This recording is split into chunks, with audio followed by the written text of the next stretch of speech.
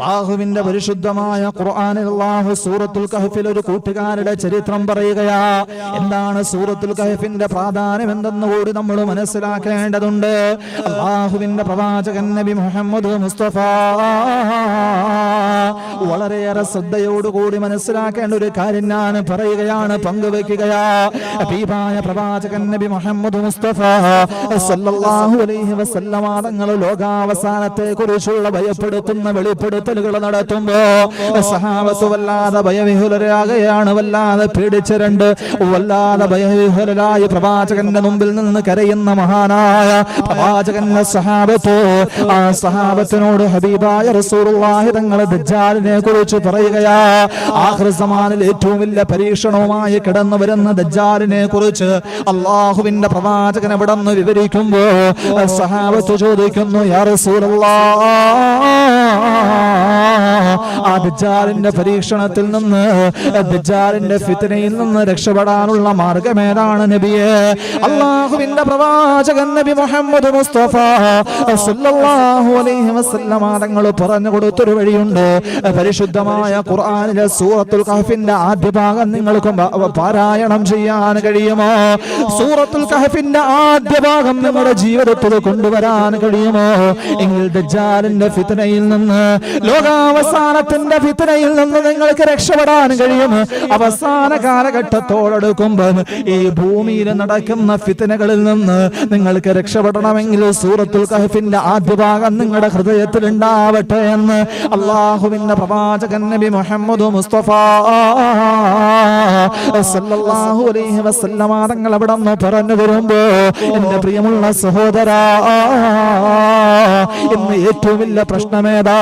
ഇന്ന് ഏറ്റവും വലിയ പ്രശ്നമേതാ? ലഹരി വല്ലാതെ കൈപിടിയിലൊതുക്കുകയല്ലേ മനുഷ്യന്? വല്ലാത്ത ലഹരികൾ അടിമപ്പെട്ടു പോകുകയല്ലേ? മോശത്തരങ്ങൾ അടിമപ്പെട്ടു പോകുകയല്ലേ? ലഹരികളിലേക്ക് ക്ഷണിക്കുന്നത് കൂട്ടുകാരല്ലേ? ഇൻസ്റ്റഗ്രാമിലൂടെയും വാട്സപ്പിലൂടെയും സോഷ്യൽ മീഡിയകളിലൂടെയും പരിചയപ്പെട്ട് ആദ്യം സൗഹൃദമുണ്ടാക്കി, ചങ്ങാത്തമുണ്ടാക്കി, അവസാനം അതിലൂടെ അവസാനം ലഹരികൾ പറഞ്ഞു കൊടുത്തതെല്ലാം കൊടുത്തിട്ട് അവസാനം മോശമായൊരവസ്ഥയിലോട്ട് കൂട്ടുകാർ വഴി മനുഷ്യൻ അതപ്പതിച്ചു കൊണ്ടിരിക്കുമ്പോ അതാ സൂറത്തുൽ കഹ്ഫിന്റെ ആദ്യ ഭാഗത്ത് അല്ലാഹു പറയുന്ന സന്ദേശം എന്താ? ഇന്നഹും ഫിത്യത്തുൻ ആമനൂ ബിറബ്ബിഹിം വസിദ്നാഹും ഹുദാ. അല്ലാഹുവിനെ ഇഷ്ടപ്പെട്ട് ജീവിച്ച ചെറുപ്പക്കാരായ കൂട്ടുകാരുടെ ചരിത്രമാ. അല്ലാഹു പറയുകയാണ്, ദക്കിയാനോസ് രാജാവിന്റെ കൊട്ടാരത്തിൽ കടന്നു ചെന്ന്, ഞങ്ങൾ അല്ലാഹുവിൽ വിശ്വസിക്കുന്നവരാ, ഞങ്ങൾ ഏകദൈവ വിശ്വാസത്തിന്റെ ഉടമകളാ, അല്ലാഹു അല്ലാതെ ഒരു ആരാധനയില്ല, മാലികുൽ മുലൂക്കായ വാഹിദുൽ ഖഹാറായ അഹ്ലുസ് സമദായ അല്ലാഹു അല്ലാതെ മറ്റൊരു ആരാധനയില്ല, ആ അല്ലാഹുവിൽ വിശ്വസിക്കുന്നവരാണ് ഞങ്ങൾ. ഞങ്ങൾ സത്യത്തിന്റെ ആളുകളാണ്, ഞങ്ങൾ സന്മാർഗത്തിന്റെ വഴിയെ സഞ്ചരിക്കാൻ ആഗ്രഹിക്കുന്നവരാ, സന്മാർഗത്തിന്റെ സൽപാതാവിലൂടെ സഞ്ചരിക്കാൻ ആഗ്രഹിക്കുന്നവരാണ് ഞങ്ങൾ എന്ന് പറഞ്ഞ് പ്രഖ്യാപനം നടത്തിയ രാജകൊട്ടാരത്തിന്റെ മട്ടുപ്പാവിൽ കടന്നു ചെന്ന് ആദർശത്തിന്റെ പ്രഖ്യാപനം നടത്തിയ കൂട്ടുകാരെ കുറിച്ചാണ് സൂറത്തുൽ കഹ്ഫിന്റെ ആദ്യ ഭാഗത്തിൽ അല്ലാഹു പറയുന്നതെങ്കിൽ, ആ കൂട്ടുകാരുടെ ജീവിതം നിങ്ങളുടെ ജീവിതത്തിൽ ഉണ്ടായി കഴിഞ്ഞാൽ അവസാന കാലഘട്ടത്തിൽ കടന്നു വരുന്ന പരീക്ഷണങ്ങളിൽ നിന്ന് നിങ്ങൾക്ക് രക്ഷപ്പെടാൻ കഴിയുമെന്ന് അല്ലാഹുവിന്റെ പരിശുദ്ധമായ ഖുർആൻ. ഹബീബായ നബിയുനാ റസൂലുള്ളാഹി സല്ലല്ലാഹു അലൈഹി വസല്ലമ തങ്ങൾ അവിടെ നിന്ന് പറയുന്നു, അല്ലാഹു അനുഗ്രഹിച്ച, അല്ലാഹു സുബ്ഹാനഹു വ തആല അനുഗ്രഹിച്ച കൂട്ടുകാരാരാ? പരിശുദ്ധമായ ഖുർആനിൽ ഒരു ചരിത്രം പറയുകയാണ്. സൂറത്തുൽ കഹ്ഫിന്റെ തുടക്കഭാഗത്തിൽ അല്ലാഹു പറയുന്നു, ഇന്നഹും ഫിത്യത്തുൻ ആമനൂ ബിറബ്ബിഹിം അസ്ഹാബുൽ കഹ്ഫ്. അവർ കൂട്ടുകാരാണ്. അല്ലാഹുവിന്റെ വിലായത്തിന്റെ പരിധിയിലേക്ക്, വിലായത്തിന്റെ പദവിയിലേക്ക് യുവപ്രായത്തിൽ എത്തിച്ചേർന്ന ചെറുപ്പക്കാരായ കൂട്ടുകാരാണ് അവർ, അസ്ഹാബുൽ കഹ്ഫ്. അവരുടെ ജീവിതത്തിന്റെ പാഠങ്ങൾ നിങ്ങളുടെ ജീവിതത്തിലുണ്ടെങ്കിൽ അവസാന സമയത്ത് ആഖിർ സമാനിന്റെ പരീക്ഷണങ്ങളിൽ നിന്ന് നിങ്ങൾക്ക് രക്ഷപ്പെടാമെന്ന് അല്ലാഹുവിന്റെ ഹബീബ് നബി മുഹമ്മദ് മുസ്തഫ അല്ലാഹുവിന്റെ ഹബീബ് നബി മുഹമ്മദ് മുസ്തഫ. അതുകൊണ്ട് കൂട്ടുകാരെ തിരഞ്ഞെടുക്കുമ്പോൾ നമ്മൾ അല്ലാഹുവിനെ പേടിക്കണം. കൂട്ടുകാരെ തിരഞ്ഞെടുക്കുമ്പോൾ അല്ലാഹുവിന്റെ നിർദ്ദേശങ്ങൾ നമ്മൾ പാലിക്കണം. അതല്ലെങ്കിൽ എന്താ, നാളെ പടച്ച തമ്പുരാന്റെ കോടതിയിൽ പോയി നിൽക്കുന്ന ഒരു നിമിഷമുണ്ടല്ലോ. അല്ലാഹുവിന്റെ ഖുർആനിൽ അല്ലാഹു പറയുകയാണ്, വയൗമ യഅല്ലാഹു അലാ യദൈഹി യഖൂലു യാ ലൈതനി ഇത്തഖഅതു മഅർ റസൂലി സബീലാ യാ വൈലതാ ലൈതനി ലം അത്തഖിദു ഫുലാനൻ ഖലീലാ. അല്ലാഹുവിന്റെ പരിശുദ്ധമായ ഖുർആനിൽ അല്ലാഹു പറയുകയാണ്, നാളെ പടച്ചവന്റെ കോടതിയിൽ പോയി നിൽക്കുന്ന ഒരു സമയമുണ്ടല്ലോ. അബൂനാബുൽ ബശർ ആദം നബി അലൈഹി സ്വലാത്തു വസ്സലാം മുതൽ ലോകാവസാനം വരെയുള്ള മുഴുവൻ ജനങ്ങളെയും അല്ലാഹു വിചാരണയ്ക്ക് വേണ്ടി ഒരുമിച്ച് കൂട്ടുന്ന മഹ്ശറയിൽ പോയി നിൽക്കുമ്പോ അതാ കത്തിയാളുന്ന സൂര്യകോളം ഇങ്ങനെ ഒരു ചാൺ മുകളിൽ ഇങ്ങനെ ഉയർന്നു നിൽക്കുകയാണ്. ഓ തറൽ മുജ്രിമീന യൗമഇദിൻ മുഖറനീന ഫിൽ അസ്ഫാദ്. ഈ ദുനിയാവിൽ അല്ലാഹുവിനെ മറന്ന് മോശത്തരങ്ങൾ ചെയ്ത് ജീവിച്ച തെമ്മാടി കൂട്ടങ്ങളെ അതാ ചങ്ങലകളിൽ ബന്ധിച്ചിട്ട് അല്ലാഹു കൊണ്ടുവരികയാ.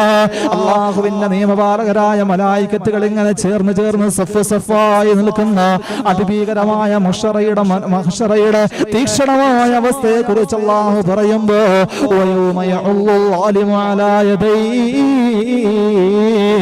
യഖൂലു യാ ലൈതനി ഇത്തഖഅതു മഅർ റസൂലി സബീലാ.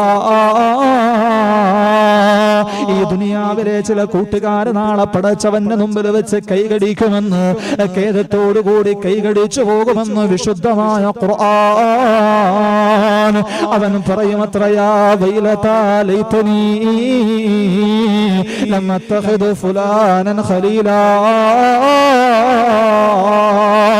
എനിക്ക് വന്ന നാശമേ, എനിക്ക് വന്ന നാശമേ, ലം അത്തഖിദു ഫുലാനൻ ഖലീലാ. ദുനിയാവിൽ വെച്ച് ഇവനെ ഞാൻ കൂട്ടുകാരനാക്കിയിരുന്നില്ലെങ്കിൽ എത്രയോ നല്ലതായിരുന്നു. എന്ന മോശത്തരങ്ങളിലേക്ക് നയിച്ചവനിവനാണല്ലോ.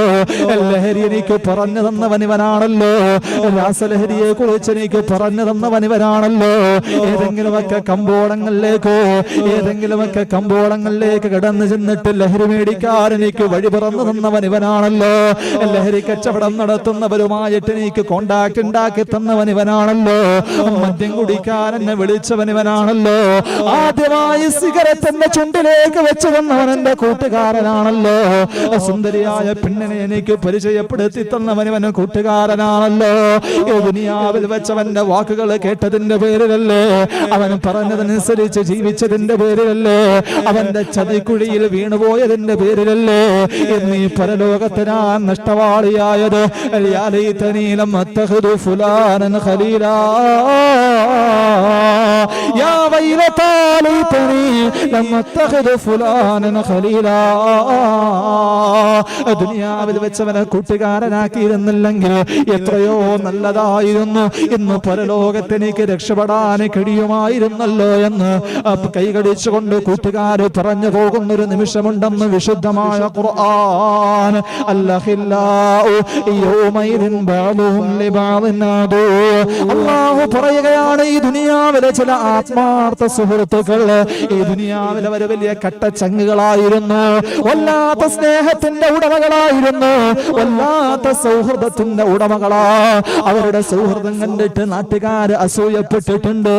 പക്ഷേ അവര് തിന്മകൾക്ക് വേണ്ടി കൂട്ടുകൂടിയവരാ, അവര് മോശത്തരങ്ങൾക്ക് വേണ്ടി കൂട്ടുകൂടിയവരാ. അവര് നാളെ പരലോകത്തെത്തുമ്പോ അവര് പരസ്പരം കൂടിയ ശത്രുക്കളായി ബദ്ധവൈരികളായി മാറുമെന്ന് വിശുദ്ധമായ ഖുർആൻ. ഇല്ലൽ മുത്തഖൂൻ.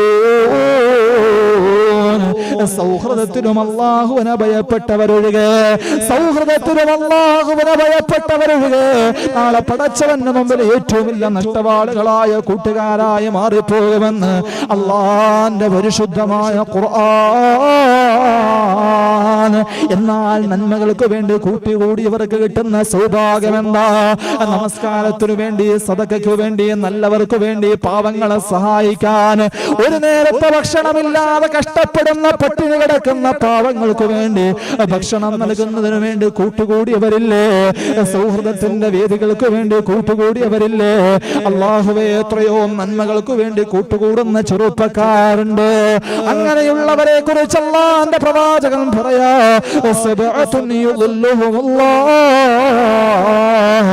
ചില കൂട്ടുകാര് കൈകടിക്കുമ്പോ, ചില കൂട്ടുകാര് പടച്ചവന്റെ മുമ്പിൽ കൈകടിച്ചുകൊണ്ട് കരഞ്ഞ് യാചിക്കുമ്പോ, ചില കൂട്ടുകാരതാ റബ്ബിന്റെ അർശിന്റെ തണലിലാ, അല്ലാഹുവിന്റെ അർശിന്റെ സിംഹാസനത്തിന്റെ തണലിലാണ്.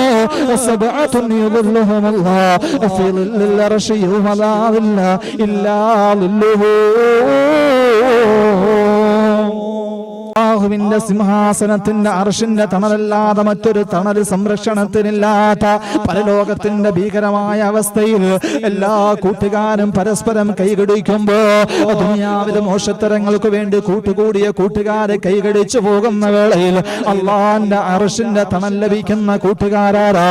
റജുലാനി തഹബാ ഫില്ലാഹ്,